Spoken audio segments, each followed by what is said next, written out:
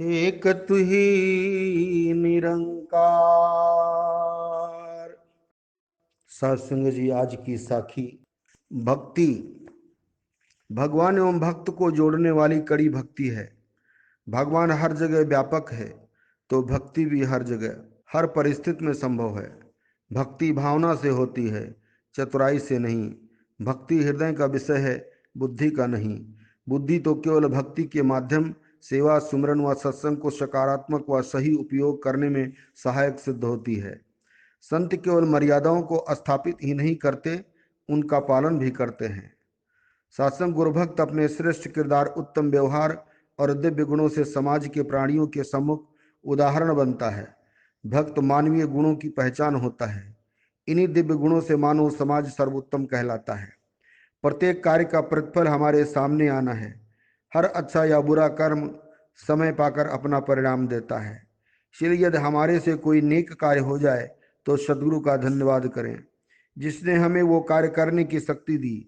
और यदि बुरा कार्य हो गया हो तो उसके लिए पश्चाताप करना और आगे से वो गलती न दोहराने के लिए तौबा करने में ही हमारा बचाव है। इस पावन पवित्र निराकार के साथ जुड़कर ही हृदय पावन पवित्र बन सकता है। ऐसे हृदयों से निकली आवाज निराकार की आवाज ही होती है।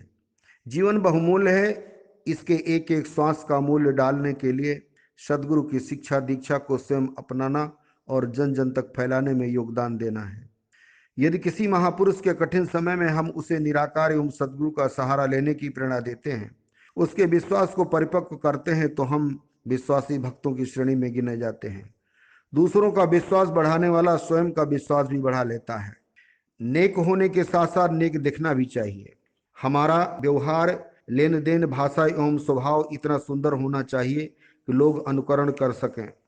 हाकिम एवं हुक्म एक ही सिक्के के दो पहलू हैं।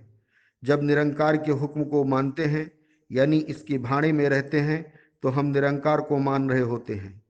इसकी रजा को मुस्कुराते हुए मानने वाला ही सच्चा भक्त है। भक्ति सच्चे हृदय से, बगैर किसी दिखावे, छल कपट, धोखा फरेब व बनावट से होती है।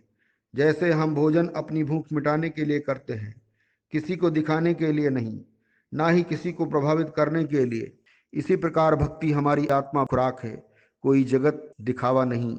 निराकार की भक्ति करते रहने से हमारी आत्मा बलवान बनती रहती है। जिसके हृदय में किसी पद व पदवी की चाहत नहीं होती, पद व पदवी लेकर प्रभु स्वयं उनके पीछे घूमते हैं कि वो भक्त इसे स्वीकार करे। और ये स्वीकृति भक्त के लिए केवल आदेश का पालन होती है। इस पद में गुरु की रहमत छिपी होती है। इसी को निष्काम भक्ति कहते हैं। सत्संग जी, बड़े प्यार से कहना। धन निरंकार जी।